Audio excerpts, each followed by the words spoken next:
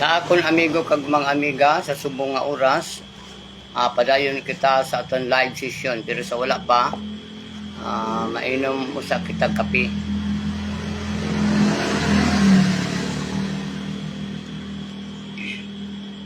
Kay nining gabi karon, mao pa ang akong pagpangapi mga kaigsuonan Luzon, Visayas kag Mindanao. Para sa aton kag gusto ninyo nga mag-inom sang maayo nga kape nga suplemento products kini sang DXN, mag-ingon lang mo kanako kay tudloan ta mo og asa mo mapalit aning Lensi Coffee. Kay sa wala pa kita makapadayon, gani ginapaybalo ko kamo sining usa ka suplemento nga kape nga gani antes ko matulog ning mga orasa, wala pa ko matulog, mainom sa ako og kape. Kining kape nga product sa DXN gitawag og Lensi Coffee, no? Ang uban moingon sila nga di sila katulog mga pi, pero ako antes ko matulog mga pi usa ko maayo akong tulog. Kaya nga naman kung ang imo dugo medyo kargado ka sa uric acid, ang imo nga sulok-sulok, pwede i-dissolve ang aton nagsobra na nga uric acid sa aton sikmura. Ini ang Lensi Coffee, mga kaigsunan. Ani kung kinahanglan nyo man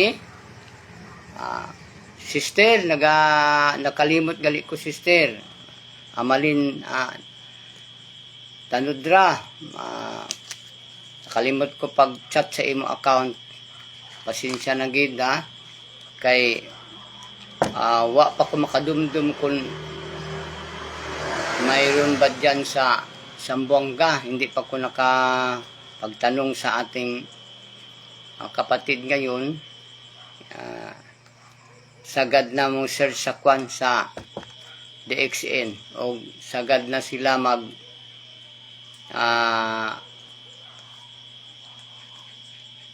demonstration sang DXN sa swito na nila og asa bang mga dapit. Nakalimot lang ko tungod sa atong kabisi sister. Luzon, Visayas kag Mindanao, hangtod sa abroad sa mga amigo kag mga amiga ning gabi ani sab kita sa aton live session. Sa gamay lang nga mga inuras nga aton pagaistoryahan, bahin gyapon sa akong mga na-eksperyensyahan bilang ako misyonaryo sa Philippine Benevolent Missionaries Association Incorporated, nga nagdugay na ako sa 47 anyos nga nagserbisyo sa association sa PBMA Incorporated. Ani ang mga experience ko sa akong pag-mission, madamo na ako sang mga naagyan man pod, no? Din sa akong pag-mission, pagserbisyo sa ato mga kaigsunan diri lamang sa Negros Occidental, Iloilo. May mga experience na ako mga kaigsunan. Ingon man usab sa Manila sa atong pag-mission. Hindi na naton saysay pag-ayo, o kung mahinumduman ko pwede ko pa masaysay, pero murang nakalimot ako sa iban pang mga experience na ko mga kaigsunan sa akong pag-mission bilang misyonaryo sulod sa 47 anyos na karon sa kapunungan o association sa Philippine Benevolent Missionaries Association Incorporated. Then nahitabo usab sa akon ang mga aksidente sa akong pag-mission, kag nahitabo usab sa akon ang mga tao nga mga delikado kaayo ning mga panahon mga kaigsunan nga nakainom na sa mga elemento nga makadaot sa lawas. Kanang mga delikado, kanang mga elemento, mga kaigsunan na eksperyensyan ko man ina sa akong pag-mission. Kag na-eksperyensyan man ako ang gitawag balatian. Balatian na eksperyensyan ko sa kaugalingon ko. Mga tao nga mga malain nga ako ma-encounter. Agyan nga gabutan kag kutsilyo, mga batanon pa.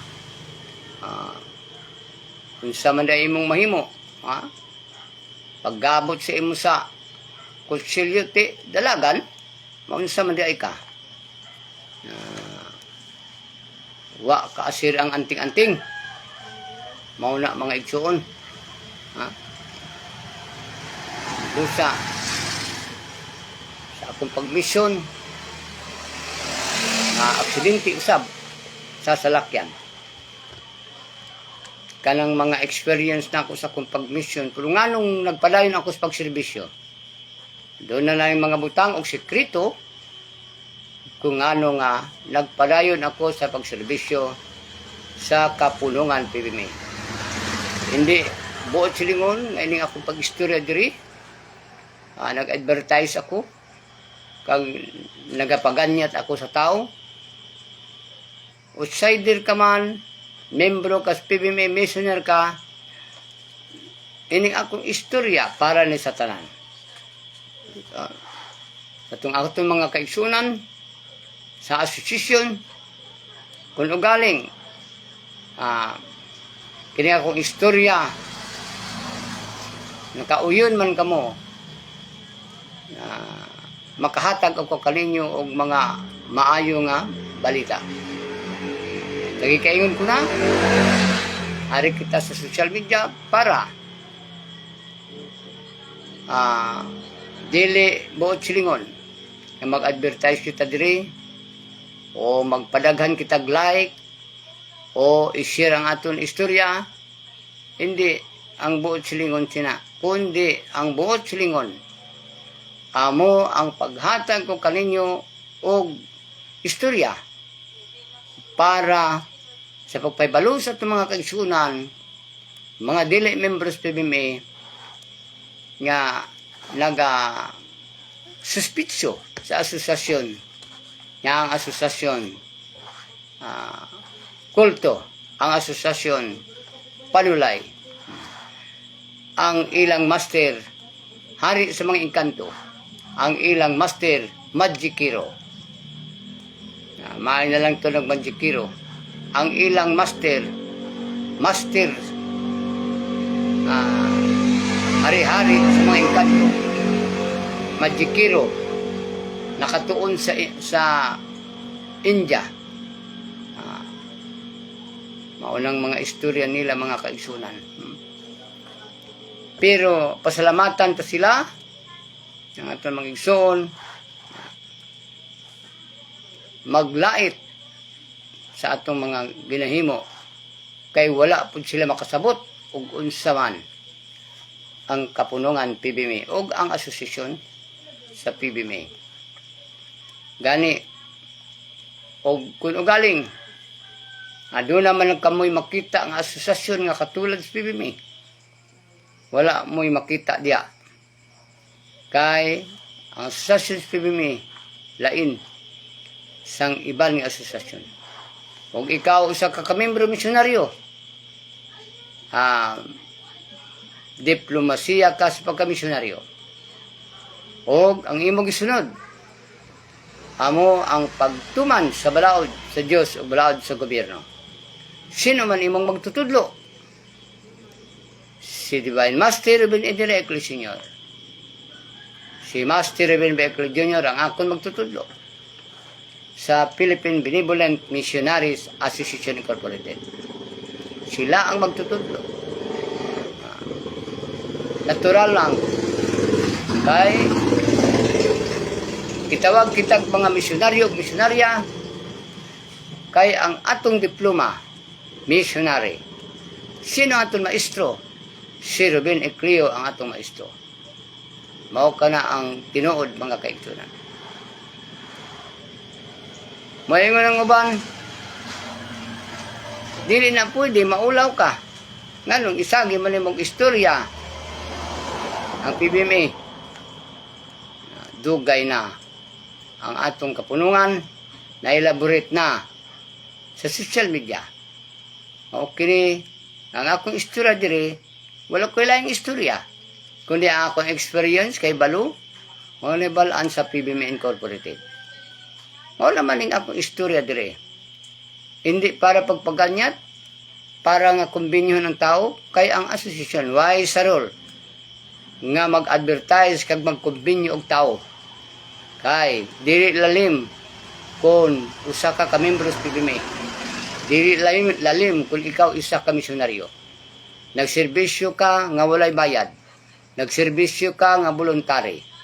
Ang imong pagkamisyonaryo sa PBMA. Kung sa man kuno ang mabenefit, kung unsa may mabenefit sa PBMA, amo lang ni mga kaigsunan. Og wala ni mangumbinyo og tao, aron may sakop ka sa PBMA, aron may mahatag kanimog benefit. Ikaw maoy magbenefit sa PBMA, dili ka ang PBMA maoy magbenefit kanimo. Ikaw mo tabang sa gobyerno. O alagaran mo ang gobyerno. Kaya ang gobyerno mao ang tao, ang tao mao ang gobyerno. Yan ang katulad ang PBMA. Kung sa kakamisyonaryo, tabangan nimo ang PBMA. Kaya ang PBMA maoy nagpalapnag sa international and national and international paghiusa, paghidait, pagbinuligay, pagsinagtanay, pagtabang og insakto, pag-alagad og insakto. Mao kana ang usa ka gitudlo diri sa asosasyon. Bosa ikaw usa ka membro, usa ka misyonaryo. Kon masinupakon kas balaod, giusikan nimo ang imong panahon sa PBMA. Giusikan nimo ang imong pagserbisyo. Alang-alangon ang imong pagserbisyo, way kapuslanan ang imong pagpamember ng PBMA. Ug ugaling wala man ka magpakasabot. Ug ugaling misupa ka man sa mga batas ug balaod nga gihatag kanato. Gitun-an kita kung saan natong pagdala ang atong material. Gitun-an kita kung unsaon nato paghalong o pagpangandam sa atong mga kaulingon. Gitudloan kita sa asosasyon kung paano kita magtabang sa tao nga dili mag-isip. Gitudloan kita kung unsaon nato pagserbisyo bilang public servant sa atong mga kaigsunan. Diri sa atong kapunungan PBMA, diri sa atong asosasyon. Mao kining tinuod mga kaigsunan. Pusa dili mo silingon nga ang atong mga kaigsunan sa atong pag-istorya nga kombinyuhon nato ang mga tao. Sige kaingon ko na ang asosasyon o sa kahambol. Why? Gasugid kung ano ang mga nahibalaan. Busa usa ka kamisyonaryo nga isa ikaw kasinugo. Sino man ang nagsugo? Ang nagsugo sa ato mao ang atong ministro. Excuse me. Way laing nagsugo sa usa ka misyonaryo mao ang balaod sa PBMA. Way laing nagsugo sa usa ka membro o missionary sa PBMA ang balaod sa PBMA. Nga mausab ang balaod sa tong gobyerno. Nga pagasundon aron makatabang kita sa gobyerno. Unsa man imong matabang sa gobyerno? Ang pagsunod sa husto, ang pag-implementar sa husto, ang pagtabang sa imong isig kaingon. O ingon man usab, paghatag og husto nga dalan sa kinabuhi sa imong pagkatao. Paghatag og disiplina sa imong kaugalingon labaw sa tanan. Imong gidisiplina ang imong kaugalingon. Kun mahimo pa lamang. Busa ikaw usa ka misyonaryo Nag-usi kag panahon. Kung nangita kag kaluwasan, ang kaluwasan ara sa tao. Dili ang usa ka asosasyon may makaluwas kanimo. Kundili ang ikaw nga tao nga mahimo ikaw membros PBMI, misyonaryo ka, ikaw ray makaluwas sa imong kaugalingon. Dili ang PBMI makaluwas nimo. Kundi ikaw mismo nga membro, sumunod ka ng gitudlo ng PBMI.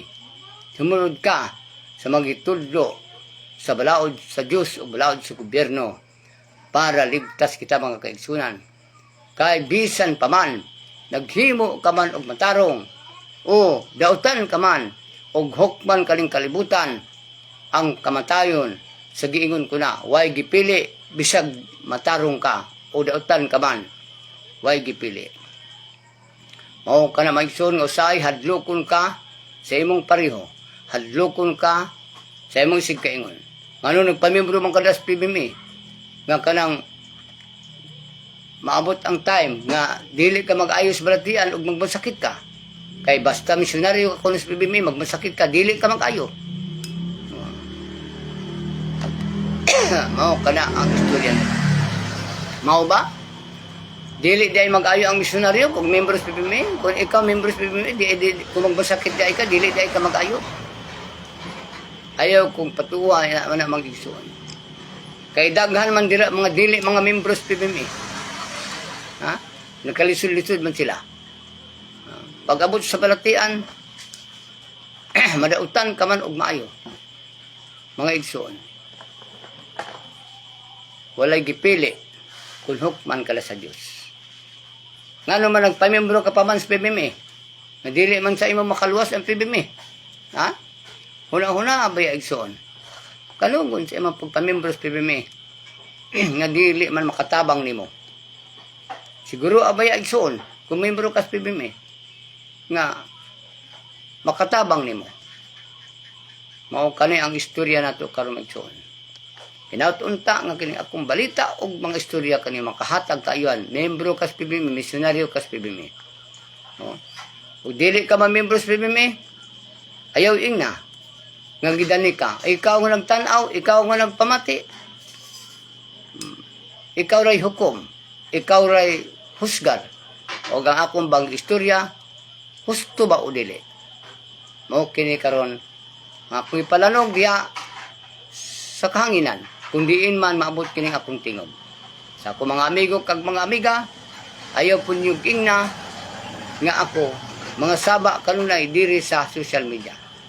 Wala ko mga saba. Istorya lang ko. Samtang ako gapangapi mga kaigsoon.